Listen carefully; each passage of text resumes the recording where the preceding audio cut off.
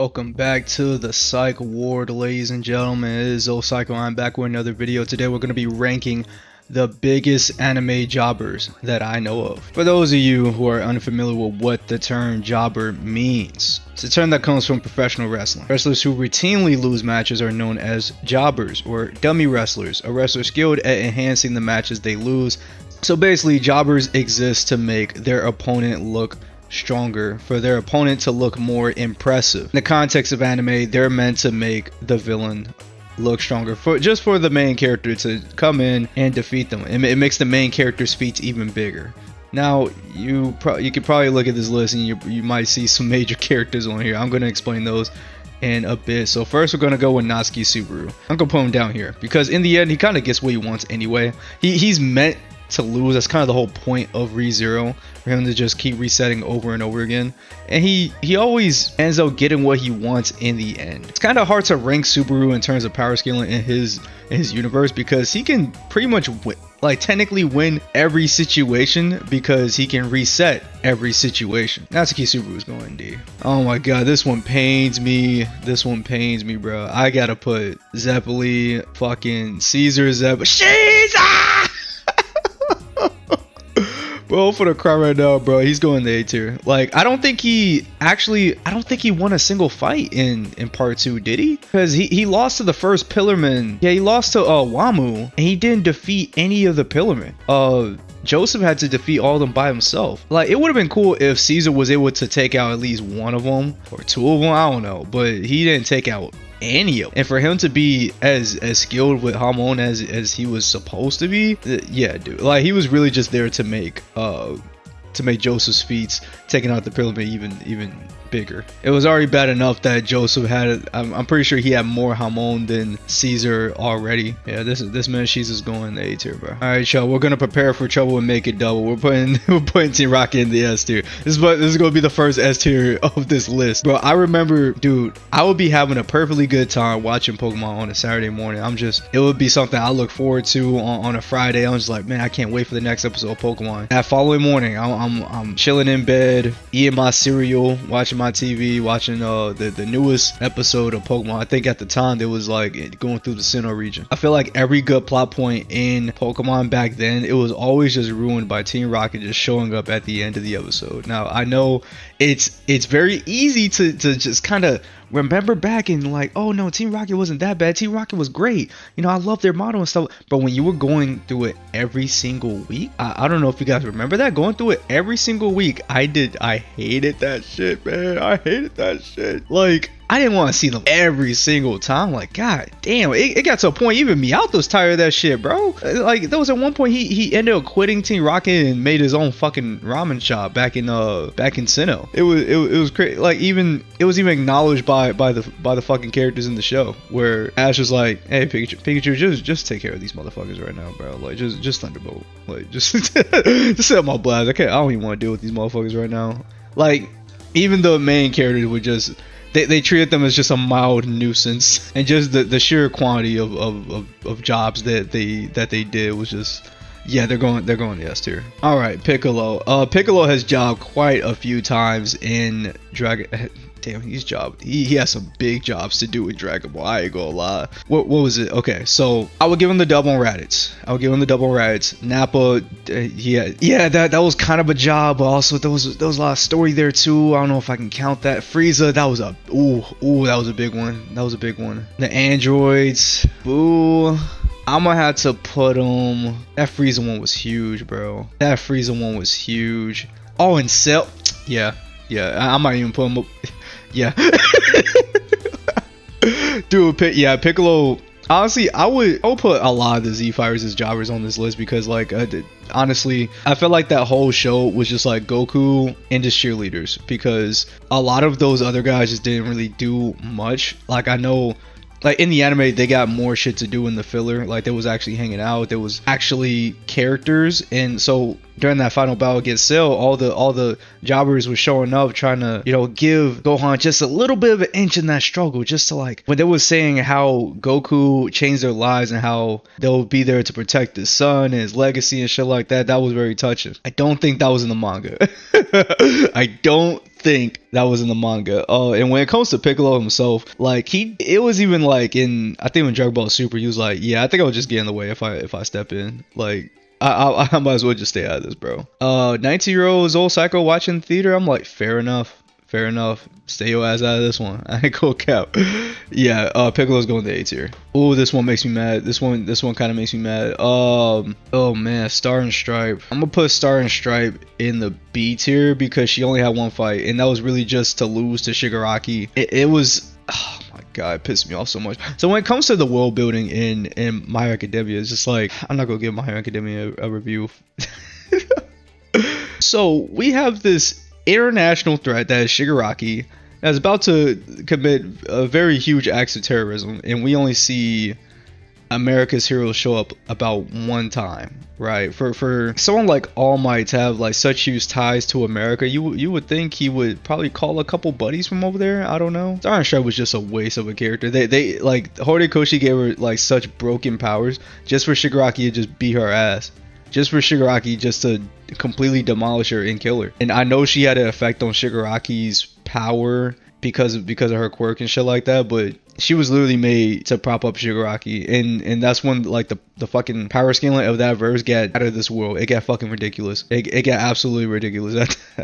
Can star in buns, bro. You're going the bun tier. All right, so then for the next one, we're gonna talk about the most elite ninja of all of Naruto, the Anbu Black Ops. These motherfuckers are ass. They're buns, bro. Like. Dude, they're like some of the most elite ninja, quote unquote, in the series. They gassed them up so much. I feel like in Naruto there's so much like talking about how strong someone is, but you never actually see it. That's pretty much what you get with the Anbu Black. That's pretty much what you get with the Anbu Black Ops. Like, they're so fucking useless. Yeah, these guys are going buns. Oh my god, Yamcha. Okay, so when it comes to like jokes about Yamcha, a lot of people think it's just from TFS. And like they're just exaggerating on certain shit. No, Yamcha was always a bum. He was always trash in Dragon Ball. Like this motherfucker, like he gets folded by Goku, of course. But when it came to like the tournaments, he was pretty much he was the jobber losing to the other jobbers. Like, dog, he lost to this guy. Dude, he lost to this motherfucker. Oh, yeah, I'm pretty sure this is another L right here. And dog, come on, bro. Come on, bro.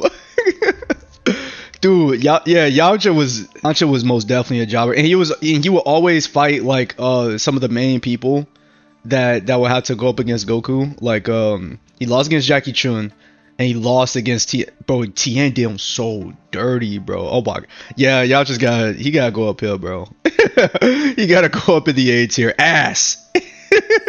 Now, Kuwabara, from what I can remember, like they kind of did him dirty in some of the fights that he had. He didn't really fight that often. He was very strong, but he just got done dirty in some of his fights. And he's not necessarily like weak. So the thing that I love about Kuwabara is that he keeps fighting despite his odds, and that I guess that's one thing I can say I like about the Z Fighters as well. It was really up until like maybe like this, like toward the later end of the Cell Saga and the Buu Saga, when they're like, okay, maybe I'm gonna start sending this one out. But just for them to like constantly try to prove themselves, to constantly try to give it their all despite the odds, is like very inspiring. And I feel like Kuwabara does that a lot as well. So I'm gonna put him. I'm gonna be generous. I'm gonna put him right here. Oh, Kakyoin. Oh. One of my main problems with Stardust Crusader is that Jotaro kind of gets the finishing blow on a lot of villains, and it kind of makes the rest of the team in the Stardust Crusaders like pretty much jobbers, except for maybe Polnareff. You know, Kakyoin was the ultimate jobber by like he had to do his job against Dio. He was like a sacrificial lamb. If it weren't for Kakyoin dying, Jotaro would have never won that fight. It was the same with like some of the other fights too. Like he would just, when it came to figuring out Stenryu's ability, Kakyoin had to go first before Jotaro had to figure it out. Besides maybe that one of those guys in the Egypt arc. I remember Kakyoin only getting like maybe like 2 W's throughout that entire fucking series. So I'm gonna put guys kind of buns. I'm putting him in the buns tier. The world's #1 blader, Masamune Kadoya. Oh my god, this guy's okay. So Masamune was pretty hyped when I first saw him in Beyblade. What was it, Metal Masters? And he would constantly try to defeat Jenga and shit like that because he kept calling himself the world's #1 blader. And then he actually beats Jenga despite Jinga was kind of like nerfed a little bit. He wasn't able to control Pegasus, but the fact that Masamune was able to still beat him despite the circumstance was pretty crazy. Throughout the series, like, he was shown as like Gang Galaxy's number 2. When it came to like when we got towards the end of Metal Masters, he was jobbing a lot, dude. Like, versus Nile, he jobbed versus that motherfucker from the, was it from the Russian team? No. I think it was from the European team. The guy with fucking Capricorn, he jobbed against him. He jobbed big time against the fucking American team, dude.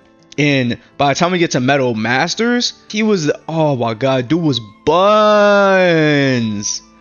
Actually, nah, he got going ass, bro. I ain't gonna lie.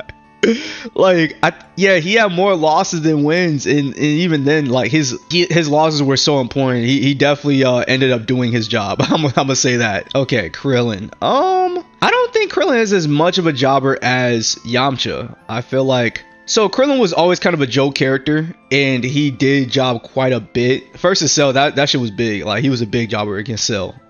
He was a big jobber against what was that motherfucker? Tambourine. The thing with Krillin, he should be a lot stronger than what he is, bro. And it frustrates me a lot to see him just be fucking buns, bro.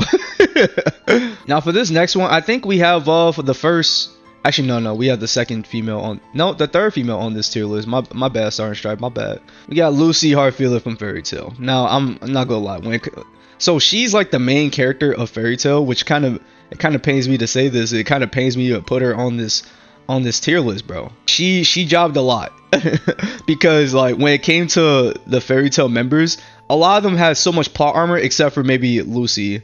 Until it came to a certain point, but I think she was reasonably scaled versus like all the enemies and shit like that. It's just that her teammates were so cracked out that it was hard for her to keep up. But until like she got the fucking the Zodiac keys and shit like that, I'm gonna put her in the C tier. She's not like that big of a jobber. Yeah, she's not that big of a jobber. It was just like they would get like some really strong characters just to fuck her up. Now Renji, I'm not gonna lie. This guy's ass, bro. Like, I'm not even finished with Bleach, and I still haven't seen this guy. I think he's won like maybe one fight in the entire series, as far as I know. He will only win against like the really, like, you would have to get another person that's ass to really give Renji a chance. Okay, so for this next one, a lot of people might not know about this guy. This is I don't know if you guys keep up with the current Beyblade X. But the main character's name is Bird, and I honestly don't even know why he's the main character, because this guy hasn't won. I don't think he's won a single Beyblade match. He hasn't won a single match, like, at all. And I think I might have to put him in the S tier. I've never seen a Beyblade protagonist or any like battle toy protagonist that's so ass at whatever game that they're playing. Like, the last time I see someone this bad was fucking what's his name, Yuma from Yu-Gi-Oh! Zexal.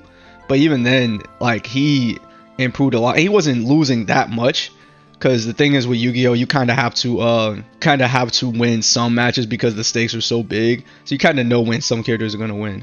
And speaking of Yu-Gi-Oh, I'm going fucking Joey Wheeler, man. Going fucking Joey Wheeler. Hey yo, you! I'm summoning my alligator sword dragon. Now, things with Joey, so Joey is, so in the manga, he was definitely like a great duelist. Actually, even in the anime, he's the great duelist. I would say he's the best regular person in Duel Monsters. And the only time I can even recall him losing to anyone clean was Yugi and Kaiba, I believe. As far as I'm just remembering this off the top of my head. He's only lost 2 times cleanly. Every other time he kind of gets hoed. I'll put him in D tier. Like, the Raikage. I'm not gonna lie. So when it comes to Naruto, motherfuckers be staff farming, bro. Motherfuckers be staff farming. What I mean by that is that they kind of use other characters to prop up other characters. And you might see like some other ones on this list, but the Raikage is one of the biggest ones. They really just use the Raikage to scale how fast someone is and how strong someone is. So with Tsunade, she beat him in the arm wrestling match, so that scales her physically above Raikage. And fucking Minato and Naruto have scaled above when it comes to speed. Like, they pretty much just use him as a staff farmer. And when it comes to like him with fights, he kind of jobs quite a bit.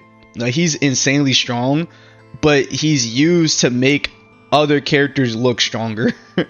I'm gonna put him not that big of. Is he that big of a job? Is he as big of a jobber as Krillin? No, I don't think so. I don't think so. He's just a staff armor. All right, stand proud. Stand proud. You're strong. We got Jogo up next. Okay, so with Jogo, this shit wasn't even fair, bro.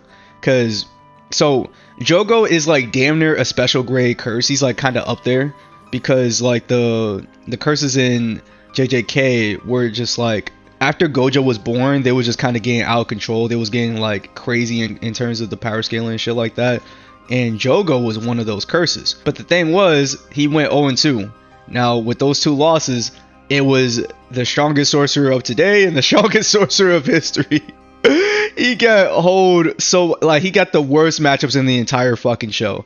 I gotta put him in D tier because if he just got more fair matchups. To be honest, I don't really see anybody else from Jujutsu High really beating him besides Yuta and maybe Maki later on.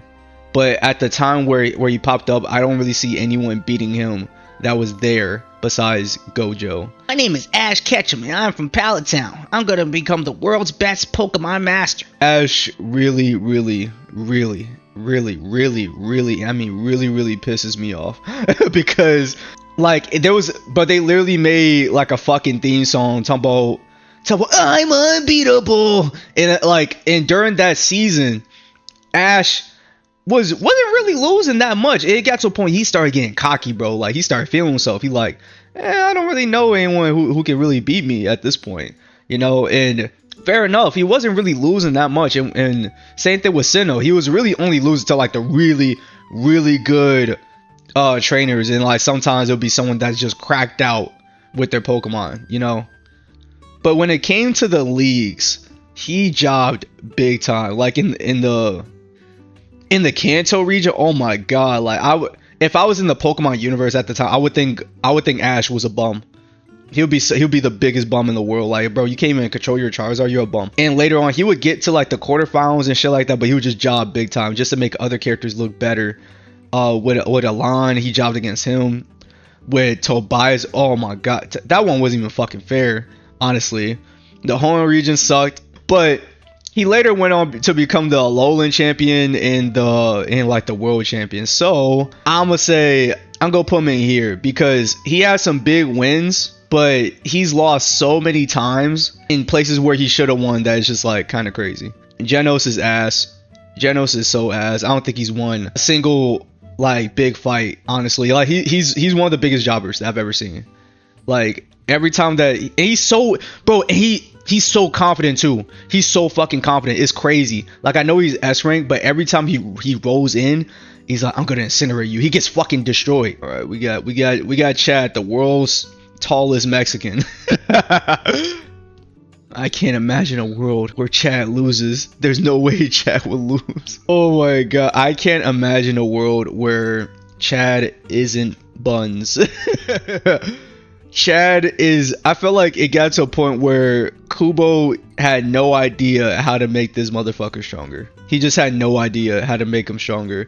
Like he did have some pretty cool wins versus like I guess lower tier characters and shit like that, but he jobbed a lot. He did not. The scaling got so crazy in Bleach that he just couldn't keep up.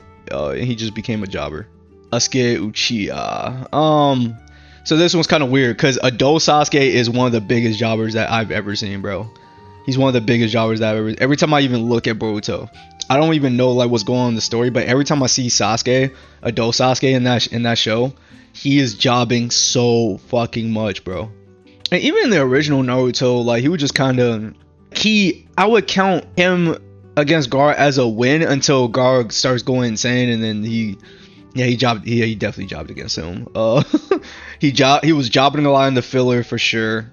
I'm gonna put Sasuke put him in the D tier. Yeah, I'm gonna put him in the D tier because he has some crazy ass wins. Like versus Deidara, that was crazy. And to be honest, half the time he was just really picking fights with people he shouldn't be picking fights with. And like I wouldn't count Killer B as a job, but that was just him being stupid. Ooh, Kakashi Hatake. Ooh, Kakashi. Okay, so when it comes to Kakashi, they glaze this man so much. They're like, oh, what an honor. A man with that knows 1,000 jutsu, but has no chakra to use any of them. Bro, like Kakashi is so skilled, but he has like no chakra. And every time he's in a big fight, he kind of loses. Every time he's in a big, like he jobbed against Itachi, he jobbed against Kakuzu, he jobbed against what's another one? Pain. Someone that's gassed up so much, you would think he would have a couple more W's on this list. And like it got to a point where I kind of just I felt like in Shippuden that he was just kind of weak at a certain point, you know. And looking back on it, now that I'm rewatching it again currently, he's not as weak as I initially thought, but you would kind of think that because of how they be portraying him. It's kind of insane. I'm gonna put him, he might go in the Buns tier list. He might go in the Buns tier, but I feel like his jobs are way more important than these jobs. Okay, what we're gonna do is we're gonna move him right here, move Masamune up here. I think Kakyoin is gonna go right here as well, because his job was way more important. I'm gonna say that. Alright, now this is what you guys probably clicked on the video for. We got the Prince of all Saiyans, Vegeta. He probably has just as much fights as Goku has. Probably has as much importance, if not more importance than Goku at some points in the story, especially Super. I'm not gonna lie, he's probably the biggest jobber in all of anime. I've never seen any character that's been propped up to make the main character look stronger so big. Like I've never seen anyone bigger than Vegeta when it comes to being a jobber. Like he was a jobber against Frieza. He was a jobber against the androids. He was a jobber against Cell. He was a jobber against Boo. He was a job in oh my god, don't get me started on the movies. Ooh. Oh my god, the way 13 did him. Oh my goodness, he straight up baned that nigga, bro. He did him so dirty in that movie. He was the biggest jobber in the movies. I can't remember a single big fight that Vegeta has really won. I can't think of one, guys. Like I really can't think of one. It got to the point where him jobbing was like, it was between, it decided the fate of the entire universe. He had to do his job against Boo. He just had to stretch it out just a little bit longer. Bro, this man is fucking tapping out. Kid Boo is fucking just strangling this motherfucker. He can't breathe. I'm here staring at the screen like, and this is when I did not like Vegeta, but I began to feel bad for him. I'm like, bro, just put him down, please. Just put him down. Leave him alone. Leave him alone. He already tapped, bro. Like, the reason why we love Vegeta is that he never gives up. Like the fact that he scared the shit out of Boo. Boo was looking at him like, bro, why are you still breathing? Like, what are you? Like, that part was fucking sick. His moments against Cell, his moments against Jiren, like those were legendary. But the fact that he could just never get a dub pisses me off so much. I'm so mad that Toyotaro just never did anything with this guy when it came to like just let him get one dub, please. Yeah, we got the Prince of all Saiyans. We're gonna be calling him the Prince of Jobbers from now on this channel. Anytime I refer to Prince Vegeta, I'm gonna refer to him as the Prince of Jobbers, because he is the biggest one in anime. I want to know what you guys think about this in the comment section below. I want to know your list of the biggest jobbers in anime. And yeah, I'm keeping this one very short and sweet. I'm gonna see you all later. Goodbye.